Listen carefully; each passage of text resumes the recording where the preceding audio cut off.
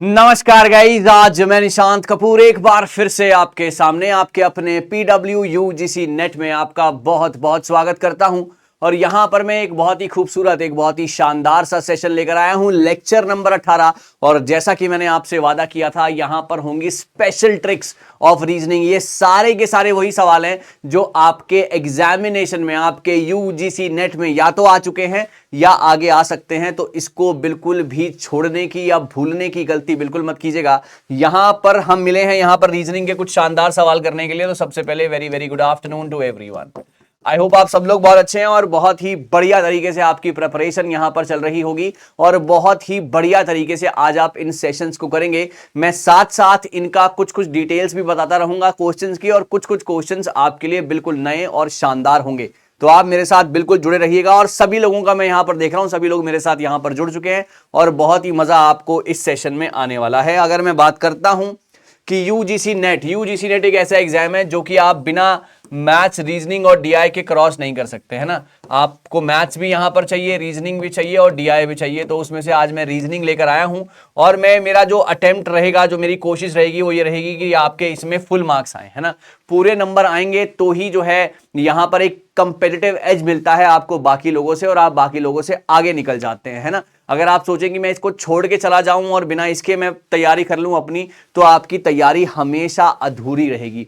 तो आज के जो सेशन होगा यहां पर यूजीसी नेट के सारे इंपॉर्टेंट और एक्सपेक्टेड सवाल होंगे जो कि आपके बहुत ज्यादा काम आने वाले हैं, इंपॉर्टेंट और एक्सपेक्टेड।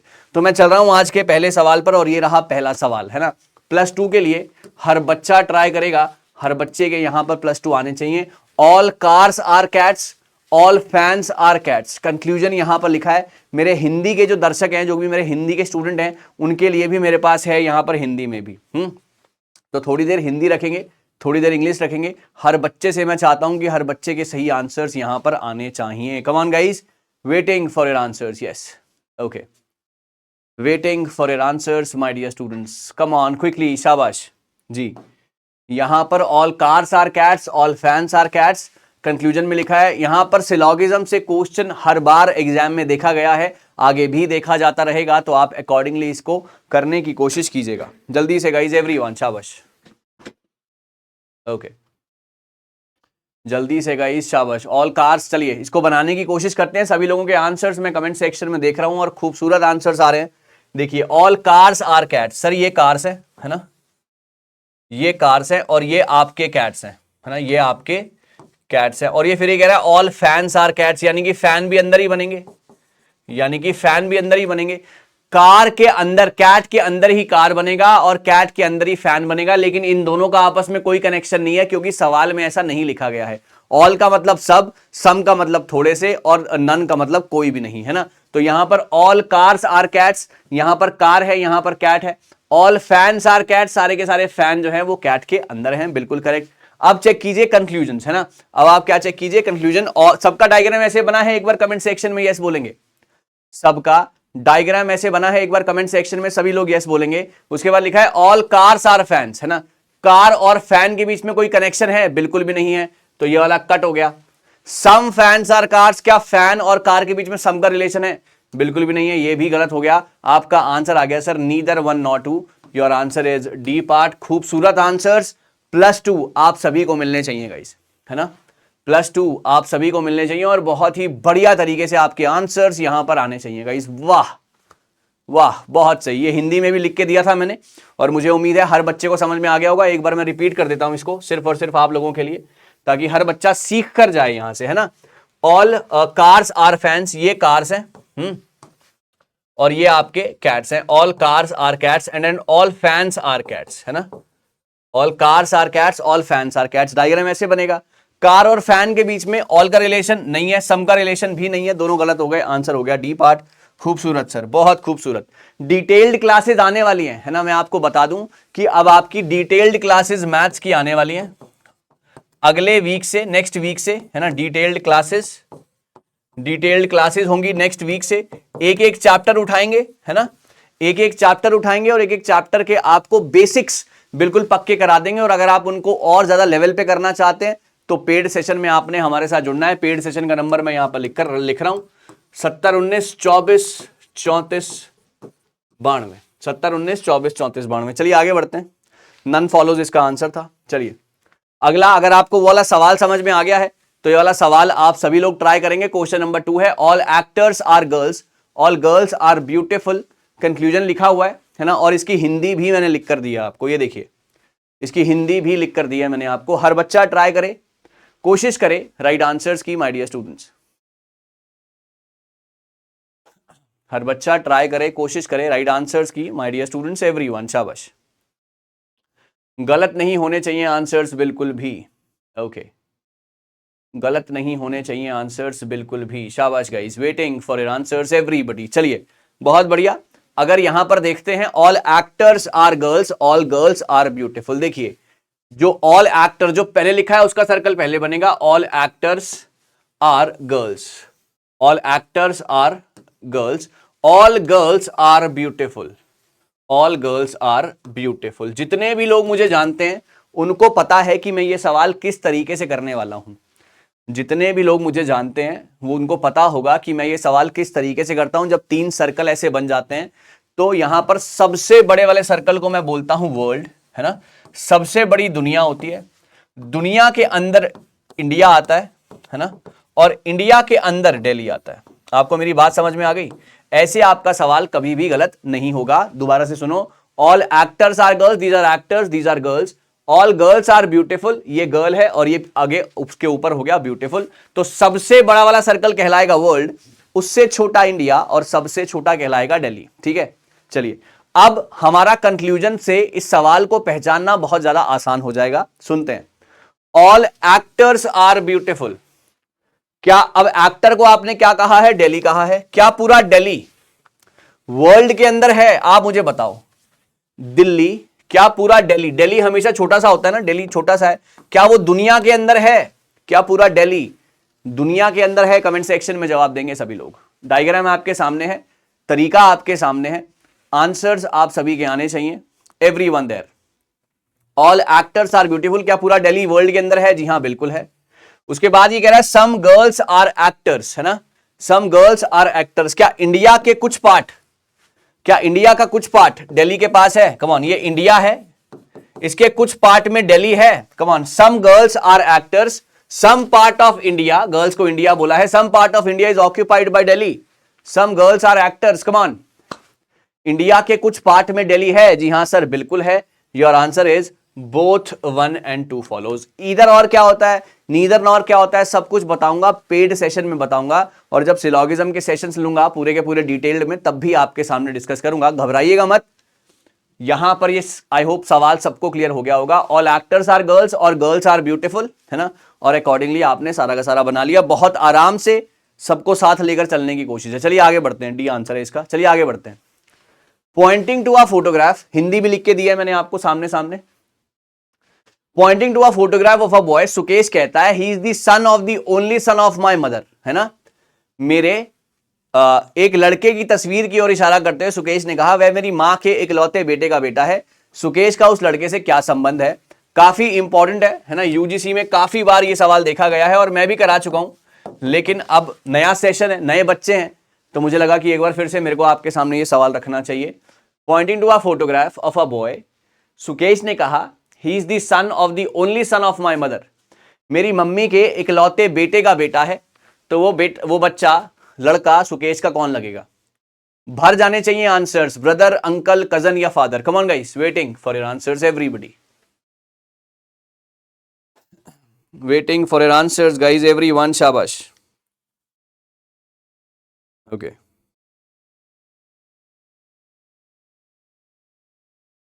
बहुत ही बढ़िया, बहुत ही खूबसूरत आंसर्स आ रहे हैं गाइस।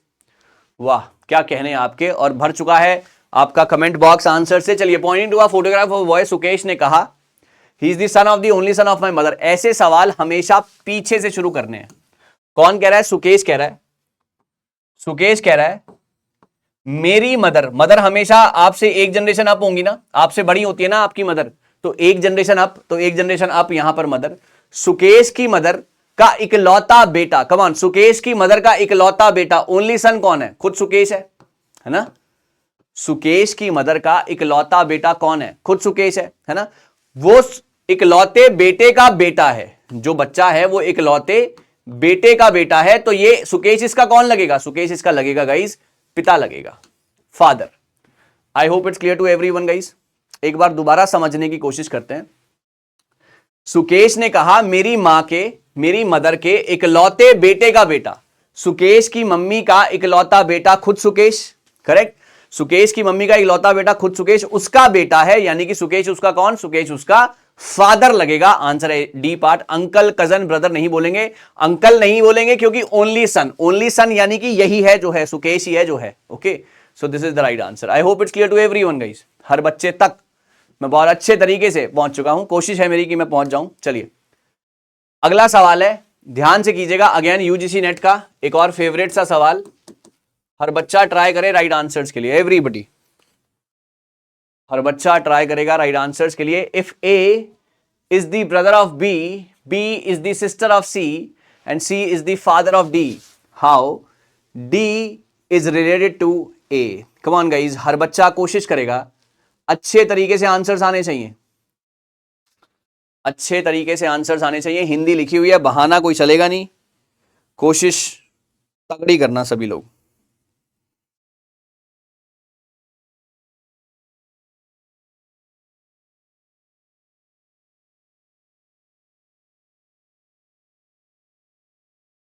बहुत बढ़िया गाइस, हर बच्चा ट्राई कर रहा है, that's very good, brilliant, absolutely stunning. चलिए आइए, अच्छा आंसर्स है, सभी के आंसर्स बढ़िया आ रहे हैं। ट्राई करते हैं, देखते हैं यहां पर किस तरीके से आप इसको पहुंच सकते हैं इसकी तरफ। चलिए, A is the brother of B, है ना। ब्रदर क्या होता है? आपके और आपके ब्रदर में एक जनरेशन का फर्क है ना। आपके और आपके ब्रदर में एक जनरेशन, सेम जनरेशन होती है। आपका और आपका भाई कोई फर्क नहीं होता जनरेशन का, आपके और आपके भाई में कोई फर्क नहीं है जनरेशन का। तो ए ब्रदर है बी का प्लस, ओके, ब्रदर है तो मेल प्लस कर दिया, माइनस में आप फीमेल कर देते हैं, अकॉर्डिंगली आप अपने हिसाब से चेंज कर सकते हैं। A brother of B, B is the sister of C, B जो है किसकी सिस्टर है? सी की सिस्टर है, माइनस कर दिया, है ना, सिस्टर है तो माइनस कर दिया सी की, correct. C is the father of D, C father है किसके? डी के। आपसे आपके फादर एक जनरेशन आप होंगे ना, है ना। C is the father of D. अब आपसे पूछा है डी का ए से क्या रिश्ता है? गाइज बहुत सोच समझ के जवाब देना, डी का ए से क्या रिश्ता है? जी बिल्कुल सही है, डी का ए से रिश्ता आप बता ही नहीं पाएंगे, क्योंकि डी के सामने कोई भी जेंडर नहीं लिखा हुआ, डी के सामने उसका जेंडर नहीं लिखा हुआ कि वो लड़का है या लड़की है। Answer is can not be determined. I hope it's clear to everyone guys, जितने भी लोग मेरे साथ बैठे हैं। A is the brother of B, B is the sister of C, C is the father of D. D का A से क्या रिश्ता है? डी का ए से रिश्ता तो हम तब बता पाते जब हमें डी का जेंडर पता होता, हमें डी का जेंडर नहीं पता है। So the answer is can not be determined. एक बार सभी का यस आ जाएगा इस कमेंट सेक्शन में माय डियर स्टूडेंट्स, एक बार सभी का यस आ जाएगा इस कमेंट सेक्शन में माय डियर स्टूडेंट्स। चलिए बहुत बढ़िया। Choose the word which is different from the rest. इसमें से फिजिक्स, केमिस्ट्री, ज्योग्राफी, बॉटनी, है ना, इसमें से एक वर्ड है जो कि बाकियों से डिफरेंट है, ओके, जो कि बाकियों से डिफरेंट है। फिजिक्स, केमिस्ट्री, ज्योग्राफी, बॉटनी, बताइए सर, ट्राई कीजिए सभी लोग comment section my dear students.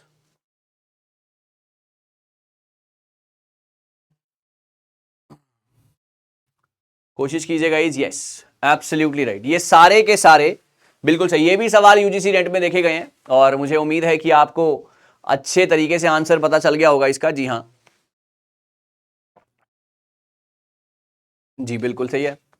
ये सारे के सारे वर्ड जो है ना, वर्ड फिजिक्स, केमिस्ट्री, बॉटनी, ये सारे के सारे साइंस रिलेटेड वर्ड्स हैं, है ना, ये सारे के सारे साइंस रिलेटेड वर्ड्स हैं, टर्मिनोलॉजीज हैं। लेकिन ज्योग्राफी सब्जेक्ट्स हैं, आप कह सकते हो। ज्योग्राफी जो है इन सबसे भिन्न है, सबसे अलग है। आप स्कूल में पढ़ते थे ना हिस्ट्री, सिविक्स, ज्योग्राफी, एसएसटी में, है ना, हिस्ट्री, सिविक्स, ज्योग्राफी, लेकिन आप कभी भी ये नहीं पढ़ते थे फिजिक्स, केमिस्ट्री और बॉटनी, आप हमेशा इकट्ठा पढ़ते थे। वो साइंस के हो गए और ये हो गया ज्योग्राफी, एक अलग सब्जेक्ट हो गया। So the answer is this. I hope it's clear. चलिए अगला सवाल है, arrange the word given below in a meaningful sequence. Hindi नीचे लिखी हुई है, ये भी एक नया पैटर्न है जो कि यूजीसी ने निकाला है, इंपॉर्टेंट है ना, आपके पेपर में देखा जा सकता है, तो थोड़ा ध्यान से करने की कोशिश करना। Family, community, member, locality, country. जी हाँ, ओके, नीचे लिखा हुआ है परिवार, समुदाय, सदस्य, इलाका, देश। वेरी गुड, हर बच्चा कोशिश करेगा राइट आंसर्स की। माय डियर स्टूडेंट्स एवरीवन, हर बच्चा कोशिश करेगा राइट आंसर्स की। माय डियर स्टूडेंट्स एवरीबॉडी, शाबाश। Arrange the words given below in a meaningful sequence. छोटा सा सेशन है ताकि आपकी ना रिवीजन चलती रहनी चाहिए, आपकी प्रिपरेशन चलती रहनी चाहिए, है ना। 10-12 क्वेश्चंस मैं लेकर आया हूं ताकि आपसे मैं करवाता चलूं, कुछ ना कुछ मेहनत करवाता चलूं। चलिए ट्राई कीजिएगा इज एवरीवन, शाबाश। जी हाँ, देखो सबसे पहले क्या होता है, सबसे पहले होते हैं मेंबर्स। मेंबर्स किसके होते हैं? मेंबर्स होते हैं गाइस फैमिली के। फैमिली जो है मिलकर क्या बनाती है ना। फैमिली बहुत सारी, अगर मैं बात करता हूं, मेंबर है, फैमिली है, और फैमिली की क्या बन जाती है? कम्युनिटी बन जाती है।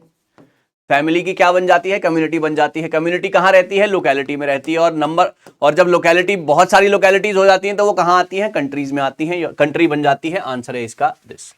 देखो सबसे पहले मेंबर, सबसे छोटी यूनिट, मेंबर से बनती है फैमिली। नंबर ऑफ फैमिलीज कहलाती है कम्युनिटी। वो कहां रहती हैं? वो एक लोकेलिटी में रहती हैं। जब बहुत सारी कम्युनिटीज हो जाती हैं तो वो एक लोकेलिटी में रहती हैं, और जब बहुत सारी लोकेलिटीज हो जाती हैं वो कंट्री के अंदर आ जाती हैं। ओके, बात समझ गए आप मेरी? तो ये वाली बात है। देखो मेंबर है, फैमिली है, कम्युनिटी है। 3 1 2 4 5, 3 1 2 4 5। देखो यहां पर 3 1 2 4 5, your answer is a part, है ना। काफी लोगों को इससे लग रहा होगा कि नहीं सर कुछ अलग होना चाहिए, लेकिन नहीं, एग्जामिनर सोचता है कि यही तरीका सही है। सबसे पहले सबसे छोटी unit that is member, then वहां से फैमिली बनेगी, फैमिली से कम्युनिटी बनेगी, कम्युनिटी लोकेलिटी में जाएगी, और जब लोकेलिटी बहुत सारी हो जाएंगी तो वो एक कंट्री बन जाएगी। सो दिस इज द आंसर। चलिए आगे बढ़ते हैं। चलिए, poverty, population, death, unemployment, disease बताएंगे सर। हर बच्चा कोशिश करेगा राइट आंसर्स के लिए। माय डियर स्टूडेंट्स एवरीबॉडी, हर बच्चा कोशिश करेगा राइट आंसर्स के लिए। माय डियर स्टूडेंट्स एवरीवन, शाबाश।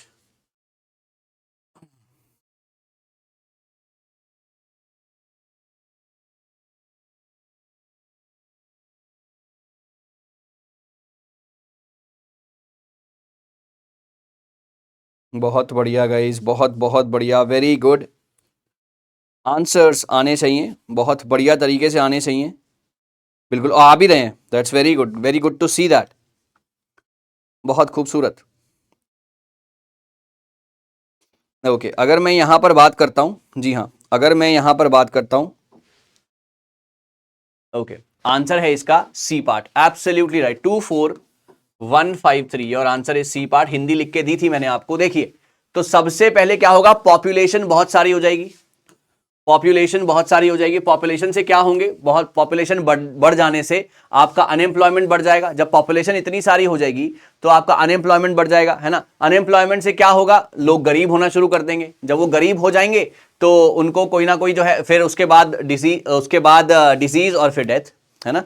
बात समझ रहे हो आप मेरी? तो ये भी एक तरीका है पूरी की पूरी, एक मतलब एक तरीके से चीजों को समझाने का। देखिए सबसे पहले पॉपुलेशन, है ना, 24153। सबसे पहले बहुत सारे पॉपुलेशन, पॉपुलेशन से क्या होगी? अनएम्प्लॉयमेंट, अनएम्प्लॉयमेंट से क्या होगी? पॉवर्टी, पॉवर्टी से होगा डिजीज, और डिजीज से होगी डेथ। ओके, डिफिकल्ट सवाल है, टिपिकल सवाल है, लेकिन आपको इस तरीके के सवाल भी आगे देखने होंगे। मैं आगे भी आपके लिए ऐसे सवाल लाता रहूंगा। 24153, है ना, 24153 और आंसर इज सी पार्ट। ठीक है, चलिए, I hope it's clear to everyone guys. चलिए आगे बढ़ते हैं। एक आदमी 5 किलोमीटर साउथ की तरफ जाता है, फिर वो एक राइट टर्न लेता है। 3 किलोमीटर चलने के बाद वो एक लेफ्ट टर्न लेता है, और फिर 5 चलता है। In which direction is he from the starting point? बताइए सर, स्टार्टिंग पॉइंट से वो कौन सी डायरेक्शन में है? आंसर्स सभी के आने चाहिए, और बहुत बढ़िया तरीके से आने चाहिए गाइस। कम ऑन, हिंदी लिखी हुई है नीचे, तो कोई भी बच्चा परेशान बिल्कुल ना हो यहां पर। कम on guys. Okay, special tricks of reasoning में डायरेक्शन का एक सवाल मैंने डाला है ना, ताकि हर बच्चा बढ़िया तरीके से सवालों को बनाने की कोशिश करता चला जाए। बिल्कुल, चलिए, आपको पता है अगर मैं डायरेक्शन की बात करता हूं गाइस, अगर मैं डायरेक्शन की बात करता हूं तो नॉर्थ है ना, साउथ है, ईस्ट है, वेस्ट है। ये आपका नॉर्थ ईस्ट है, करेक्ट। ये आपका साउथ ईस्ट है, ये आपका साउथ वेस्ट है, और ये आपका नॉर्थ वेस्ट है। तो आपको अकॉर्डिंगली, है ना, आपको अकॉर्डिंगली चीजों को बनाना है। चलिए, तो सबसे पहले एक आदमी 5 किलोमीटर पहले साउथ आया। एक आदमी 5 किलोमीटर पहले साउथ आया, ठीक है ना। अब राइट टर्न जो होता है ना, हमेशा ध्यान रखना, जब राइट टर्न होता है तो वो घड़ी की दिशा में होता है, यानी कि 12 के बाद क्या बजते हैं, 1 बजता है, 6 के बाद 7 बजते हैं, राइट टर्न यानी कि क्लॉकवाइज। और जब भी आपको लेफ्ट टर्न लेना है तो आपको एंटी क्लॉकवाइज, यानी कि 12 से पहले 11, 6 से पहले 5, 3 से पहले 2, अकॉर्डिंगली, ठीक है। चलिए अब देखिए, यहां पर साउथ में गया, then turns to the right, है ना। अब राइट कहां पे होगा, 6 बज रहे हैं तो 7 बजेंगे इस तरफ, दैट इज राइट, है ना। और यहां पर वो चला 3 किलोमीटर, बिल्कुल सही है। After walking 3 kilometre he turns to the left, अब वो लेफ्ट मुड़ गया, लेफ्ट मुड़ गया यानी कि अभी 9 बज रहे हैं, ऐसे 9 बज रहे हैं ना इस तरफ, तो यहां पर क्या हो जाएगा, लेफ्ट हो जाएगा, 8 बज जाएंगे नीचे की तरफ, है ना। ये हो गया आपका 5, करेक्ट है, बिल्कुल सही है sir. In which direction is he from the starting point, अपने स्टार्टिंग पॉइंट से वो कौन सी डायरेक्शन में है ना। स्टार्टिंग यहां से देखना, this is the starting point, वो कौन सी डायरेक्शन में है, नीचे की तरफ। और ये वाली डायरेक्शन कौन सी होती है सर, ये होती है आपकी south west. Your answer is this. I hope it's clear to everyone guys, जितने भी लोग मेरे साथ बैठे हैं। ओके, राइट लेफ्ट का ये होता है, अगर ये घड़ी है और यहां पर 12 बज रहे हैं, 12 के बाद अगर 1 बजेंगे और फिर मतलब 1 के बाद अगर 2 बजेंगे तो ये सारे के सारे क्या माने जाएंगे, राइट टर्न माने जाएंगे। और 12 के बाद अगर 11 फिर 10, अगर 6 से पहले यहां पर 6 से पहले अगर यहां पर, है ना, यहां पर बनेगा तो ये सारे के सारे आपके लेफ्ट टर्न माने जाएंगे। बात समझ में आ रही है आपको। लेफ्ट टर्न हमेशा उल्टा, एंटी क्लॉकवाइज, और राइट टर्न हमेशा आपका क्लॉकवाइज, है ना, ज्यादा बढ़ना। ओके, ये वाली बात ध्यान रखना। चलिए आगे बढ़ते हैं, आई होप क्लियर होगी ये बात। जिसको भी कोई भी परेशानी आ रही है वो दोबारा से क्लास को देख सकता है। यहां पे मैंने प्रॉपर आपको बना के भी दिया डायग्राम, है ना। स्टार्टिंग पॉइंट से देखना है, यानी कि यहां से यहां देखना है, स्टार्टिंग पॉइंट से देखना है, यानी कि यहां से यहां देखना है। और आपको पता है कि ये डायरेक्शन कौन सी होती है, this is south west. Answer is this. देख लो आप आराम से, कोई दिक्कत नहीं है। चलिए आगे बढ़ेंगे। हाँ जी, एक और सवाल, खूबसूरत सवाल, ट्राई करना सभी बताएंगे गाइस। इफ के जो है साउथ, अभी मैंने आपको बताया डायरेक्शन कौन कौन सी होती है, ये देखिए, है ना, दोबारा से। This is north, this is south, this is east, this is west, this is north east, this is south east, south west and north west. कीजिए कोशिश, दीजिए right answer my dear students everyone.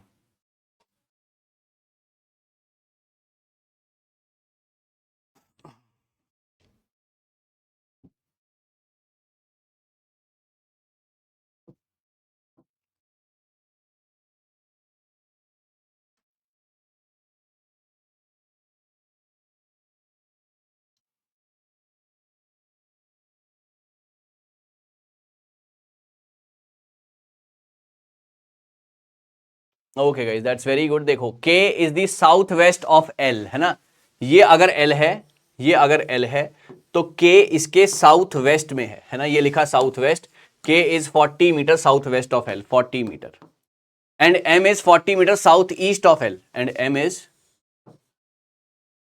40 metre south east of L, है ना। अब आपसे पूछा गया है M is in which direction of K, है ना। अब आपसे क्या पूछा गया है, M is in which direction of K। तो M K से कौन सी डायरेक्शन में है, ये K है, और M जो है इस डायरेक्शन में है, तो ये डायरेक्शन कौन सी होती है गाइस, ये डायरेक्शन होती है आपकी east. Your answer is a part. बात समझ गए आप मेरी, बात सभी लोग समझ गए मेरी अच्छे तरीके से, जो मैं समझाने की कोशिश कर रहा हूं। दोबारा से समझते हैं, है ना। K जो है 40 मीटर साउथ वेस्ट में है L के, ओके, और M जो है 40 मीटर साउथ ईस्ट में है L के। ये रहा 40 metre M south east and south west. अब पूछा गया M is in which direction of K, M is in which direction of K। तो K से देखा, ये डायरेक्शन हो गई आपकी ईस्ट। बात समझ में आ गई सभी को, जितने भी लोग बैठे थे। हर बच्चा इस बात से अच्छे तरीके से सहमत होना चाहिए। चलिए, ये रहा आपका एक्सप्लेनेशन भी। आगे बढ़ते हैं, है ना, आगे बढ़ते हैं। और एक कंसेप्ट मैं आपको सिखाना चाहूंगा, और इस कंसेप्ट के साथ जो है मैं आपको बताना चाहता हूं कि किस तरीके से आप चीजों को कर सकते हैं। मैं आपको बताता हूं कि अगर A, है ना, अगर A टॉप से, है ना, अगर A टॉप से 15th पोजीशन पर है, एक बहुत ही शानदार सी ट्रिक बताऊंगा जो कि आपको मजा आ जाएगा। रैंकिंग के सवाल पेपर में आते हैं यूजीसी नेट में, और आपको देखिए ये कैसे करने हैं। A टॉप से 15th पे है, और B जो है बॉटम से, है ना, B जो है बॉटम से मैं कहूंगा 5th पर है, ओके। अब B ने अपनी रैंक को इंटरचेंज किया और अब ये बॉटम से फोर्थ नंबर पर हो गया। आप मुझे बताइए क्लास में टोटल कितने बच्चे हैं? आप मुझे बताइए क्लास में टोटल कितने बच्चे हैं? मैंने क्या बोला, ए टॉप से 15th पर है, बी बॉटम से 5th पर है। बी ने रैंक को इंटरचेंज किया और अब ये बॉटम से, है ना, अब ये बॉटम से 4th पर आ गया। आप बताइए क्लास में टोटल कितने बच्चे हैं? सबसे पहले टोटल निकालने का जो फॉर्मूला होता है ना गाइस, वो होता है टॉप प्लस बॉटम -1। क्या? ठीक है, टोटल निकालने का फॉर्मूला होता है टॉप प्लस बॉटम -1। यहां पर अगर आप गौर करते हैं तो टॉप की जगह पर 15 है, करेक्ट। अब बॉटम में आपने क्या करना है, बॉटम में आपने इंटरचेंज वाली रैंक हमेशा डालनी है। जब भी सवाल इंटरचेंज का आएगा, बहुत इंपॉर्टेंट है, जब भी सवाल इंटरचेंज का आएगा तो आप इंटरचेंज वाली रैंक हमेशा डालेंगे, that is 4 -1, your answer is 18। मैंने क्या बोला, एक बार दोबारा समझो। ए टॉप से 15 पे, बी बॉटम से 5वें पे। अगर बी ने रैंक को इंटरचेंज किया और अब वो चौथे नंबर पे आ गया तो क्लास में टोटल कितने बच्चे थे? एक बहुत ही खूबसूरत सी ट्रिक ये है, फॉर्मूला होता है हमेशा टॉप प्लस बॉटम -1। टॉप की जगह पर 15, बॉटम की जगह पर हमेशा इंटरचेंज वाली रैंक आएगी -1, और आंसर इज 18। बात समझ गए? इसी के ऊपर एक होमवर्क देके जा रहा हूं मैं आपको, है ना, इसी के ऊपर एक होमवर्क देके जा रहा हूं मैं आपको। होमवर्क क्या है? होमवर्क ये है कि अगर P राइट से, है ना, P अगर राइट से है 24th पर और Q लेफ्ट से, है ना, Q अगर लेफ्ट से है 10th पर, अब Q ने इंटरचेंज कर लिया और अब वो लेफ्ट से 9th पर आ गया, तो क्लास में टोटल कितने बच्चे मौजूद हैं? इस सवाल का जवाब आप मुझे देंगे गाइस कमेंट सेक्शन में। इस सवाल का जवाब आप मुझे देंगे कमेंट सेक्शन में। आपको ये क्लास कैसी लगी, है ना, क्लास के सवाल कैसे लगे, आपको ये एफर्ट कैसा लगा, मेरे को जरूर बताना। मुझे आपके साथ ये जरूर शेयर करना है और मैं इसी तरीके से आगे भी आपके लिए कुछ बढ़िया, कुछ शानदार छोटा सा सेशन, ताकि आपकी प्रैक्टिस रेगुलर चलती रहे। अगर आपको मेरे टाइमिंग्स जानने हैं तो मैं ट्यूसडे, है ना, मैं ट्यूसडे और थर्सडे को दोपहर को 2 बजे मिलता हूं और सैटरडे और संडे को दोपहर को 12 बजे। यानी कि मैं आपसे कल संडे को 12 बजे मिलूंगा और मिलूंगा आपसे एक बहुत ही शानदार ट्रिक्स के साथ। आपको बहुत ज्यादा मजा आएगा। ऐसे ही मेरे साथ जुड़े रहना। बैक टू बैक सेशन का हम हिस्सा बनते रहेंगे और आपको एग्जाम से पहले YouTube पर फ्री में मैथ्स रीजनिंग बहुत अच्छे से, DI बहुत अच्छे से करवाने की कोशिश करेंगे। Thank you so very much, all the very best. मुझे उम्मीद है कि आपको यह सेशन पसंद आया होगा। All the best guys, thank you.